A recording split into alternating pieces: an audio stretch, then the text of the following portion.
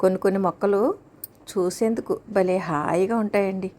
ఇక్కడ చూసారా, వీధిలో ఏదో పెద్ద పూల గుత్తిని తీసుకొచ్చి పెట్టినట్టే కింద నుంచి పైదాకా నిండుగా పూలండి.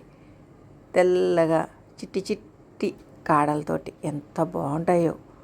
డేక్విన్ పూలండి, చూడండి ఎన్ని గుత్తులు, ఆకాకి గుత్తే. ఇలా గుత్తులు గుత్తులుగా విచ్చుకునండి. మనకి మంచి సువాసన.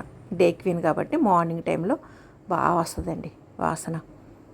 ఆల్రెడీ నేను 2-3 సార్లు చూపించాను. కాకపోతే ఇలాగ నిండుగా విరబోసినప్పుడు మరొకసారి మీ అందరికీ చూపిస్తే బాగుంటుంది కదా అన్నట్టుగా ఇప్పుడు ఈ వీడియో షూట్ చేశాను అనమాట.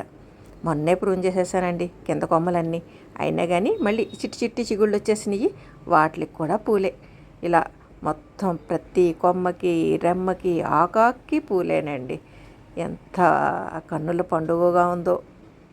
ఇప్పుడు గట్టిగా 4 వర్షాలు వచ్చినాయి అనుకోండి, ఈ పూలన్నీ రాలిపోతాయి. అందుకని సాయంత్రం అయినా కానీ మీ అందరికీ చూపించాలని ఈ వీడియో షూట్ చేస్తున్నాను అనమాట. ఎందుకంటే వర్షాకాలం కదండి, ఏ టైంలో వర్షాలు పడతాయో తెలియదు. ఇది చిన్న కొమ్మ తొట్టన్నా పెంచేసుకోవచ్చు. నేనైతే విత్తనాలు చాలామందికి, అంటే 100 మందికి పైనే డిస్ట్రిబ్యూట్ చేశాను కదండి. అప్పుడు ఈ విత్తనాలు కూడా ఇచ్చాను. ఎవరైనా విత్తనాలు అందుకున్న వాళ్ళు ఉంటే చక్కగా పెంచుకోండి. ఇలా నిండుగా విరబోస్తుంది. చీడపీడలు అంటారా, మిల్లీ బగ్స్ కొద్దిగా అటాక్ ఇస్తాయండి. అంతకంటే పెద్ద ఇబ్బంది ఏమి ఉండదు. పూలు మాత్రం కంటికి ఆహ్లాదకరంగా చక్కటి సువాసనలతో చాలా చాలా బాగుంటాయి. కాకపోతే చెట్టులా పెరుగుతుంది కాబట్టి మనం దానికి సరిపడా ప్లేస్ ఇచ్చామనుకోండి, అది కూడా ఇలా నిండుగా విరబోస్తుందండి.